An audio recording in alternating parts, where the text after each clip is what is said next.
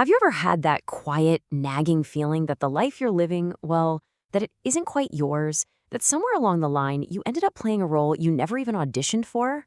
Okay, let's get into this, because it's one of the most common and honestly, one of the most courageous journeys a person can take. It all kicks off with this strange little human puzzle we could call the happiness paradox. I mean, for a species that's so driven by desire, isn't it weird that it can take us so long to figure out what we actually need to be happy? So yeah, that's the big question, right? Why is this so difficult? You'd think wanting things would be the most natural thing in the world. We've been doing it since we were toddlers, wanting another cookie. But it turns out it's a lot more complicated than that. See, the issue isn't that we don't have wants. Oh, we've got plenty of those. The real problem is that for a huge chunk of our lives, those wants, they aren't even ours. It can take literal decades for our desires to finally become accurate, to become authentic to who we really are. So, how in the world does this happen? Well, it all goes back to our early years, a phase you could almost call the Great Imitation. It's where we first learn how to want things. The core of it is pretty simple. Our initial operating system for desire is basically a mirror. We just look around, we see what other people value, what society says is cool, what our parents expect, and we just copy and paste those wants onto our own list. And the result is this totally chaotic, kind of random shopping list of life goals. A bomber jacket, a barbecue set, getting married, a career in finance, a juicer, then a divorce. Wait, what? Weekly Pilates lessons, a 6-month cruise. It's just this collection of stuff that doesn't really add up to a coherent, happy life. They're just things other people seem to want. But here's the really wild part. How long we can go on like this. For so many of us, that little alarm bell in our heads doesn't even start ringing until we're in our 4th or even our 5th decade. I mean, we can spend half our lives chasing a dream that was never even ours to begin with. But then something starts to shift. It's quiet at first, but it's this really profound change that starts to happen. This is the authentic awakening. It's the moment we finally start tuning into a different radio station, our own.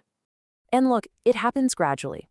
We just start to be honest with ourselves, to admit that our own personal flavor, our unique needs, are actually very different from the generic recipe we've been trying to follow. We start caring about what actually fits us, not the person we've been pretending to be. We start looking at our social circle and realize we've been giving these enthusiastic bear hugs to people we don't even really like, the blowhards and the fakes, and we start to crave connection with our people. The ones who've had nervous breakdowns, who aren't afraid to cry, and who honestly could not give a damn what the world thinks. Now, this awakening, it isn't a passive thing. It demands action. It takes real courage to start editing, to begin this intentional and, sometimes really difficult process of decluttering our lives. You know what's often one of the first things on the chopping block? All that noise. We start to see the constant drip of anxiety and outrage from the news cycle and social media for what it really is, a huge tax on our peace of mind. And let me tell you, the feeling of unplugging from all that can be so incredibly liberating. It's been described as feeling like a cowardly sheep finally kicking the farmer. It's that moment you take back control over what you're allowing into your own head. So this whole purge is an active thing with some pretty clear steps. First, we reevaluate our relationships to see if they're actually genuine. Second, we hit delete on all that digital noise. And third, and man, this one is a big one, we stop trying to impress people we don't even like or respect. A lot of this also means letting go of ambitions that were never ours. Maybe a parent was obsessed with social status or fame, and we just absorbed that desire without even thinking. The purge means finally realizing, hey, that was their dream, not mine, and letting it go. We realize that a little hut in the woods with 3 weird friends might actually be the real prize.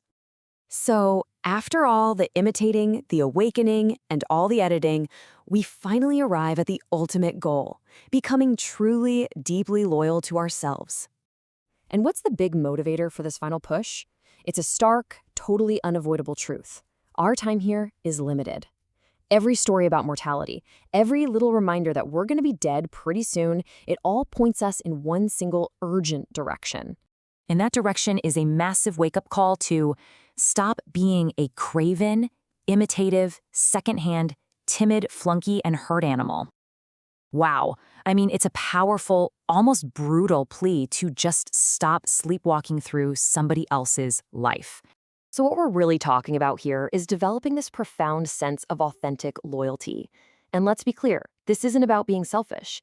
It's about throwing out all that socially prescribed junk and finally, courageously honoring the contours of our own beautifully unique characters before it's too late. In the end, it really all boils down to growing a backbone and becoming loyal to who you actually are. Which leaves us with one final and really crucial question to think about. Who would you be if you stopped imitating?